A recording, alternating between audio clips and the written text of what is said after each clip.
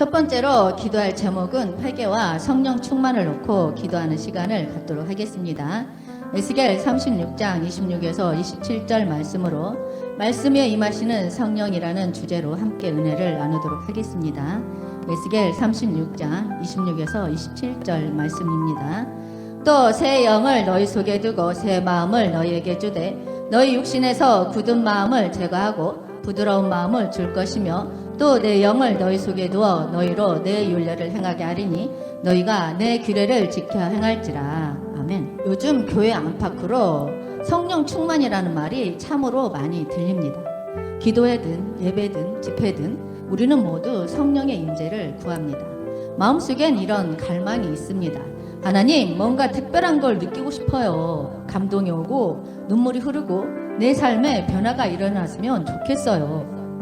그래서 우리는 간절히 기도합니다. 때로는 환상을 기대하기도 하고 마음속에서 울리는 어떤 음성을 붙잡으려고 애쓰기도 합니다. 그리고 어떤 감정이나 상황 속에서 이게 하나님이 주신 것인지 헷갈릴 때가 생깁니다. 지금 내가 느끼는 이 감정, 이 생각 정말 성령님의 역사일까?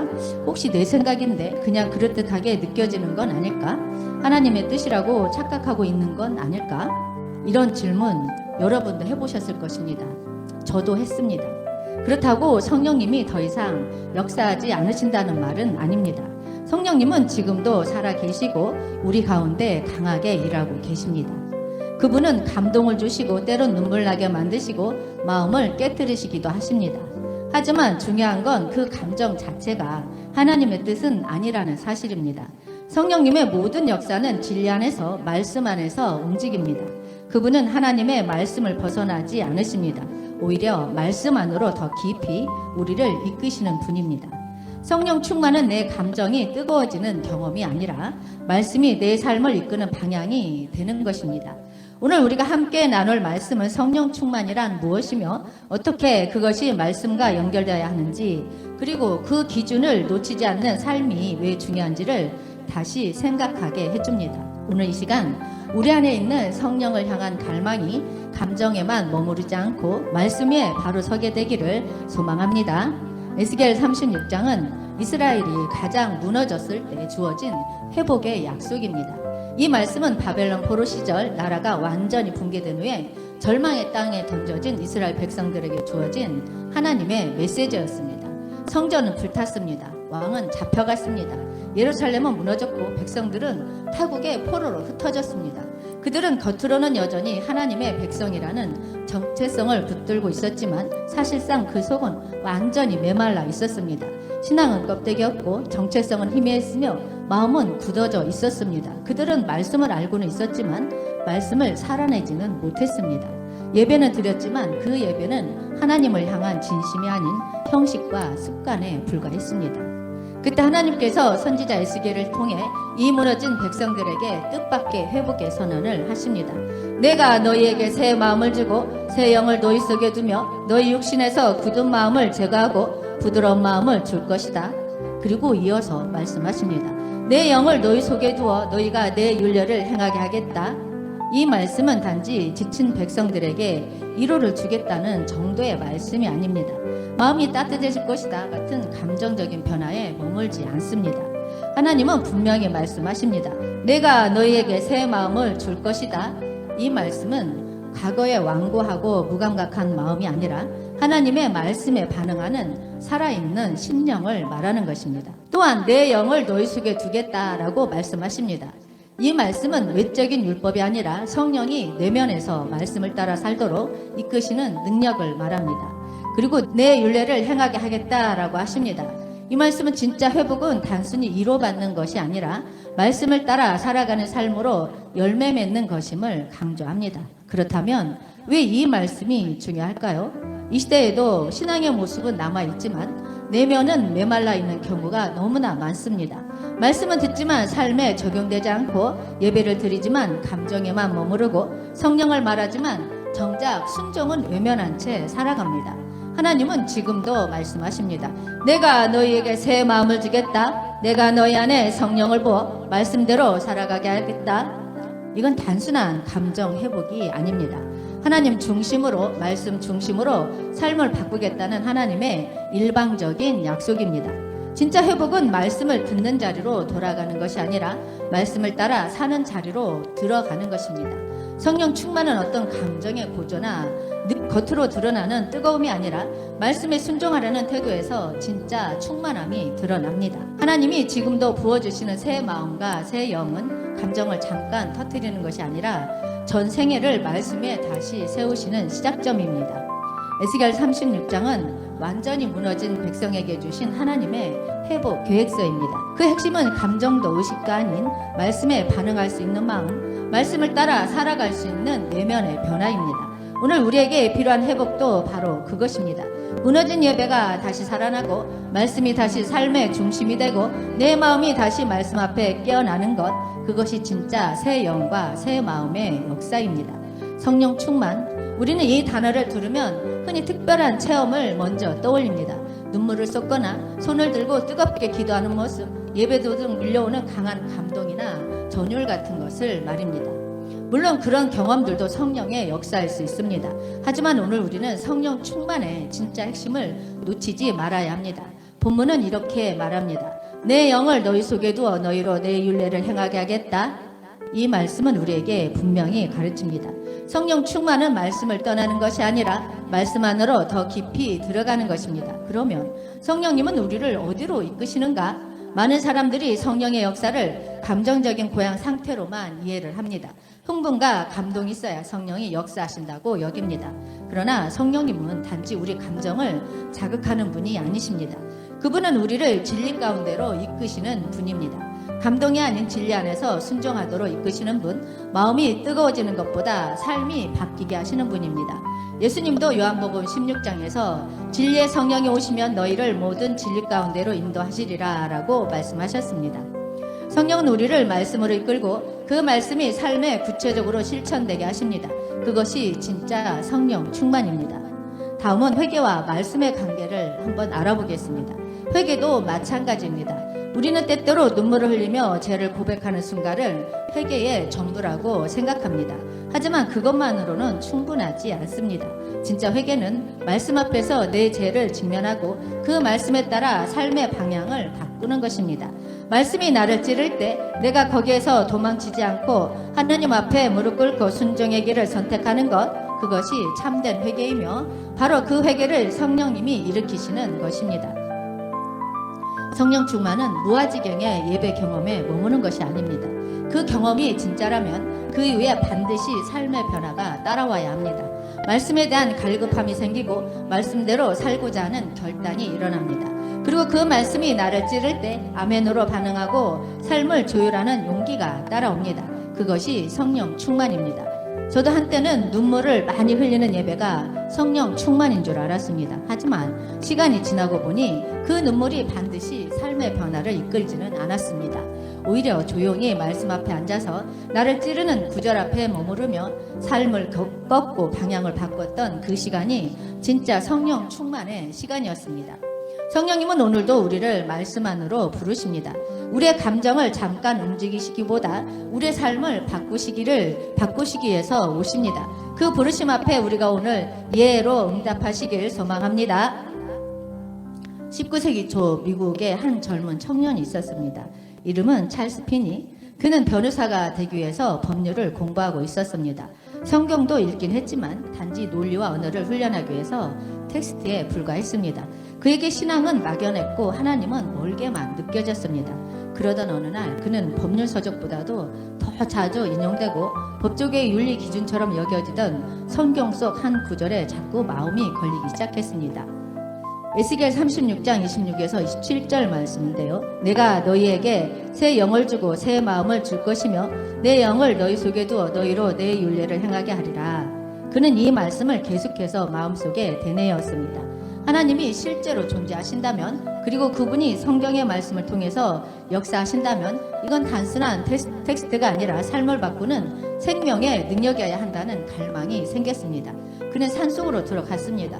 혼자서 하나님 앞에 엎드렸고, 하나님 진짜 살아계시다면 제게 새 마음과 새 영을 주십시오 라고 간구했습니다. 그때 감정이 터지기 시작했습니다. 그는 울었습니다. 하지만 그 눈물은 단순한 감정의 배출이 아니었습니다. 말씀이 내 심령을 찢고 들어와 회개하게 만든 성령의 역사였습니다. 그는 훗날 이렇게 회고합니다. 나는 감동이나 환상을 기대하지 않았다. 단지 하나님이 말씀하신 듯 그대로 새 영을 내 안에 두신다는 그 약속을 붙들었을 뿐이다. 그런데 그 말씀이 실제가 되었고 나는 그 순간 완전히 무너졌다. 그날 이후 찰스 피니는 변호사가 아닌 복음 전도자로서의 길을 걷기 시작합니다. 그리고 그의 사역 가운데에는 말씀과 성령이 함께 역사하는 강력한 회개 운동이 일어났습니다. 그가 설교하는 곳마다 사람들이 죄를 자백하며 울었고 도시마다 예배가 살아났고 미국 전역에 제2차 대각성 운동이라는 영적 부흥의 불길이 번져갔습니다. 놀라운 것은 그 부흥의 중심에는 눈에 띄는 기적이나 외적인 표적이 아니라 단순히 선포된 말씀과 성령의 조용한 감화가 있었던 것입니다. 찰스 피니는 회중을 흥분시키지 않았습니다. 대신 하나님의 말씀을 정직하게 선포했고 그 말씀에 임하시는 성령께서 사람들의 마음을 찢어 회개하게 하셨습니다. 성령의 역사는 말씀과 분리되지 않습니다. 진짜 성령 충만은 말씀이 내 안에 살아 움직일 때 일어납니다. 피니는 환상이나 소음이 아닌 말씀 한 구절 앞에 무너졌고 그 말씀이 그의 전 인생을 다시 세웠습니다. 그는 이렇게 말했습니다. 나는 위대한 설교자가 아니었다. 그러나 나는 성경 한 구절을 붙들고 사람들이 그 말씀 아래 회개하도록 기도했을 뿐이다. 성령은 늘 그 말씀 위에 임하셨습니다. 에스겔 36장의 약속처럼 하나님은 오늘도 새 마음과 새 영을 부어주시기를 원하십니다. 하지만 그것은 우리 안에 진정한 회개 그리고 말씀 앞에 무릎 꿇는 자세에서 시작됩니다. 성령 충만은 분위기로 채워지는 것이 아니라 말씀 위에 세워지는 것입니다. 찰스 피니의 인생은 극적인 계시나 특별한 체험 없이 말씀을 향한 단순하고 진실한 반응에서 시작되었습니다. 그의 고백처럼 오늘도 하나님은 한 구절의 말씀에 반응하는 사람 위에 성령을 부어주십니다. 그 말씀이 오늘 우리의 심령을 두드리고 있다면 그것이 바로 회개와 성령 충만의 시작입니다. 우리 신앙 여정에서 우리는 종종 보여주는 하나님을 기대합니다. 더 분명한 사인, 더 분명한 감정, 더 확실한 응답을 찾습니다. 그래서 이 길이 맞는가요? 하나님 좀 더 명확하게 말씀해 주세요. 이렇게 기도하면서도 마음 깊은 곳에서는 무언가 특별한 경험을 기대하고 있습니다. 그리고 때때로 우리는 기도 중에 감동을 받기도 하고 특정 상황에서 마음이 움직이기도 하며 심지어 환상이나 꿈을 경험하는 경우도 있습니다. 이것들을 무시하자는 것이 아닙니다. 하나님은 지금도 살아계시고 다양한 방식으로 우리와 소통하시는 분입니다. 하지만 여기서 반드시 기억해야 할 중요한 원칙이 있습니다. 모든 감동은 말씀 위에 있어야 한다는 것입니다. 감동은 강할 수 있습니다. 내 마음을 흔들고 나를 움직이게 만들 수도 있습니다. 하지만 그 감동이 하나님의 말씀과 맞지 않는다면 그것은 하나님의 음성이 아니라 내 감정일 가능성이 있습니다. 우리는 어떤 순간의 확신을 하나님의 뜻이라고 착각하기 쉽습니다. 하지만 하나님은 자신의 뜻을 말씀을 통해 검증하시고 말씀을 통해 인도하십니다. 말씀에서 벗어난 감동은 오히려 길을 흐리게 할 수 있습니다. 감동이 감정에서 끝난다면 그건 신앙의 깊이가 아니라 일시적인 흥분일 수 있습니다. 성경은 하나님을 모든 미래를 한꺼번에 보여주시는 분으로 묘사하지 않습니다. 오히려 하나님은 대부분 비추시는 분으로 일하십니다. 아브라함에게 내가 내게 지시할 땅으로 가라 하셨을 때 그는 모든 지도를 받은 게 아니었습니다. 말씀 한 줄을 따라 한 걸음을 내디딘 것입니다. 다윗도 여호수아도 모세도 모두 한 걸음씩 말씀에 순종하며 그 다음 걸음을 받았습니다. 이것이 하나님의 방식입니다. 감동으로 끌고 가는 신앙이 아니라 말씀으로 빛을 비추는 신앙. 감동은 한순간 우리를 흔들 수 있지만 말씀은 평생의 기준과 방향을 줍니다. 오늘날 성령 충만이라는 말을 사용할 때 우리는 종종 그 의미를 감정의 고조, 분위기의 열기, 경험의 특이성으로 이해합니다. 하지만 진짜 성령 충만은 말씀에 뿌리내린 감동이 삶의 순종으로 드러나는 것입니다. 성령 충만은 감정에 치우치지 않고 말씀에서 떠나지 않으며 그 말씀을 따라 행동하게 합니다. 바람처럼 지나가는 감정은 누구나 느낄 수 있습니다. 하지만 말씀을 따라 사는 삶은 성령의 열매를 맺는 삶입니다. 하나님은 오늘도 감동을 주십니다. 하지만 그 감동이 참된 감동이 되려면 말씀 위에 있어야 합니다. 그리고 그 말씀을 우리를 순종의 길로 이끄는 빛이어야 합니다. 말씀이 없는 감동은 흔들립니다. 하지만 말씀 위에 선 감동은 우리의 삶 전체를 움직이는 힘이 됩니다. 사랑하는 여러분, 오늘 우리는 다시 한번 성령 충만이라는 단어를 곱씹으며 그 충만함이 어떤 모습으로 삶 속에 드러나야 하는지 정직하게 돌아보게 됩니다. 성령님은 분명히 지금도 살아서 역사하시는 하나님이십니다. 우리 안에 오시고 우리 마음을 새롭게 하시며 우리를 하나님의 뜻대로 살아가도록 이끌어 주십니다. 그런데 그 역사하심은 단지 눈물을 흘리는 순간이나 특별한 집회나 감정적인 감동에만 머물지 않습니다. 성령님은 우리의 삶을 새롭게 하시기 위해서 오십니다. 그리고 그 변화는 언제나 말씀 앞에서 시작됩니다. 성령의 충만은 회개에서 시작됩니다. 회개는 단지 눈물을 흘리는 감정의 표출이 아니라 말씀 앞에서 내 죄를 있는 그대로 마주하고 내 뜻을 내려놓고 하나님의 뜻으로 방향을 전환하는 것입니다.